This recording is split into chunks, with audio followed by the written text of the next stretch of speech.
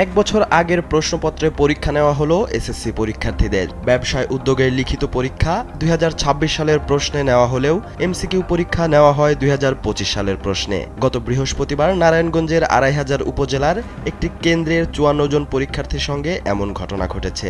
এতে শম্ভুপুরা উচ্চ বিদ্যালয়ের ৪০১ নম্বর কক্ষে পরীক্ষা দেওয়া সকল শিক্ষার্থী অনিশ্চয়তায় পড়েছেন। ওই কেন্দ্রে মোট ২৫৪ জন শিক্ষার্থী পরীক্ষায় অংশ নেয়। শিক্ষার্থীরা জানান, কেন্দ্র থেকে বাড়িতে আসার পর তারা বুঝতে পারেন ভুল প্রশ্নপত্রে পরীক্ষা নেওয়া হয়েছে।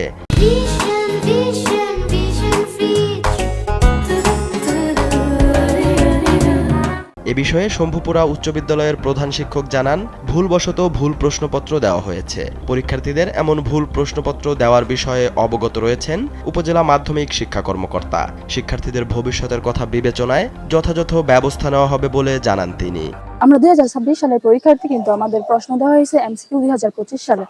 আমরা এই ব্যাপারে প্রথমে এত একটা দেখি না, আমরা খেয়াল করি নাই, কিন্তু আমরা যখন বাসায় এইসব প্রশ্ন মিলাইছি তখন দেখি এটা ২০২৫ সালের এমসিকিউ। অনেকেই ফুল অ্যান্সার মানে সবার বেশি কমন পড়ে নাই, তো আমরা মনে করছি প্রশ্ন হার্ড হয়েছে।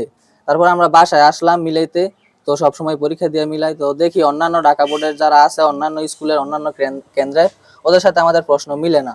তারপর আমরা প্রশ্ন ভালো করে দেখি যে এখানে দেওয়া ২০২৫ সালের সিলেবাস অনুযায়ী। আমরা খুব নজরদারির মধ্যে এই বিষয়গুলি আমরা খুব সাবধানতার সাথেই আমরা কাজগুলো করি, কিন্তু দুর্ভাগ্যজনকভাবে গতকাল আমাদের এই ভুলটা হয়েছে।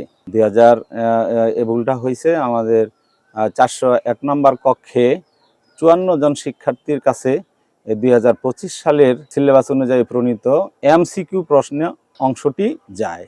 ২৫০০ উপজেলার আপনার শম্ভুপুরা স্কুল, শম্ভুপুরা কেন্দ্র এসএসসি পরীক্ষার কেন্দ্র, যেখানে আমাদের ২৫০-এর উপরে ছাত্র ছেলে মেয়ে রয়েছে। কালকে পরীক্ষার্থী ছিল ৫৪ জন পরীক্ষার্থীর মধ্যে ২০২৬-এর পরিবর্তে আপনার ২০২৫-এর পরীক্ষা নেওয়া হয়েছে।